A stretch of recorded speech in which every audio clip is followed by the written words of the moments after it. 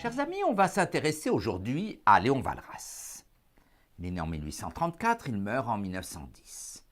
Peu connu du grand public, il est pour beaucoup d'économistes contemporains un maître à penser insurpassable. Si on écoute nos prix Nobel français d'économie ou d'origine française, la filiation est nette. Maurice Allais se revendiquait de Walras. Jean Tirole ne fait pas mystère de cette filiation. Gérard Debreu ne cachait pas non plus sa grande admiration. Cette remarque peut sembler anecdotique, elle est pourtant l'explication de tout. Walras, nous le verrons, a fait accomplir un pas de géant, qui est peut-être un pas de recul à l'analyse économique en la formalisant à l'extrême. Alors justement, le point commun entre nos trois prix Nobel, c'est que les deux premiers sont polytechniciens et le troisième normalien. Le propos n'est rien polémique, qu'il suffise de se souvenir que l'excellent Jacques Rueff était aussi polytechnicien.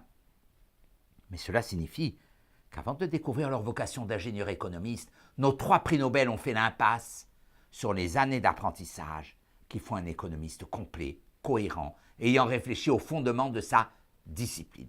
Nous prétendons, en acceptant d'être contredits, que les économistes à qui il manque les années d'apprentissage auront toujours une vue partielle, voire partiale de l'économie. C'est du reste parce que sans doute ils ressentent ici ou là cette absence, qu'ils se réfugient dans des spéculations mathématiques de très haute tenue, qui en outre ont l'avantage d'éviter à tout instant de prendre parti. Or, l'économiste contemporain répugne à choisir. Son idéal, souvent, c'est que même couronné des plus hautes distinctions et publiant dans les revues les plus prestigieuses, on ne puisse dire de lui ni qu'il est libéral, ni qu'il est interventionniste. Ce serait cela la neutralité scientifique. Ce détour était nécessaire pour mieux revenir à Léon Walras.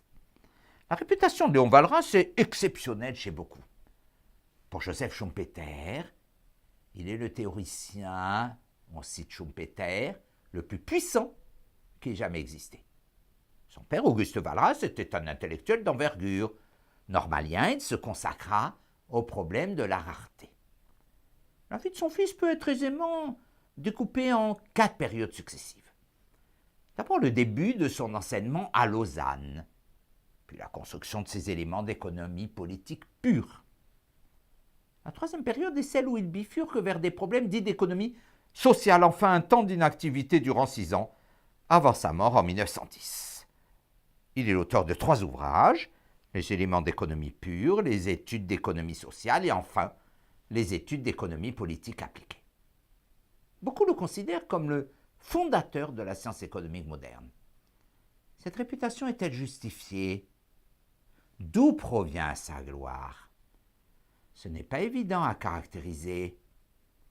Il est le père des théories de l'équilibre général. Il pousse l'idée d'interdépendance aux raffinements les plus ultimes. Mais d'abord et surtout, il va offrir aux économistes le pont qu'ils espéraient entre les sciences humaines et les sciences dites dures. Comment ce pont se fabrique-t-il? Par l'utilisation systématique des mathématiques, qui permet aux économistes non seulement de se rapprocher des sciences dites dures, mais encore de se donner une impression d'exactitude.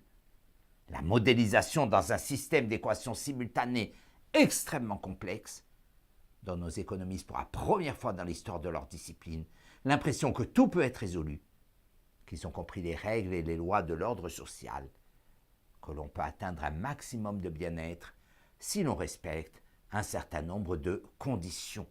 Dit autrement, que l'on peut maîtriser l'immense complexité de nos interactions quotidiennes. Il y a comme un constructivisme, comme un orgueil, comme une immense utopie qui va saisir les économistes et l'économie.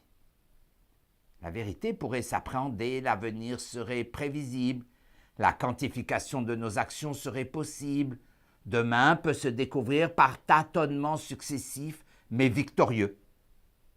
À partir de Walras, une immense vanité va s'emparer des économistes, qui au passage saisissent vite que s'ils sont considérés comme les spécialistes du décryptage de la mécanique de l'ordre social, l'autoroute du pouvoir, afin d'être les conseillers du prince, s'ouvre pour eux. La science économique avec Walras devient conquérante, mais pas au sens noble du terme.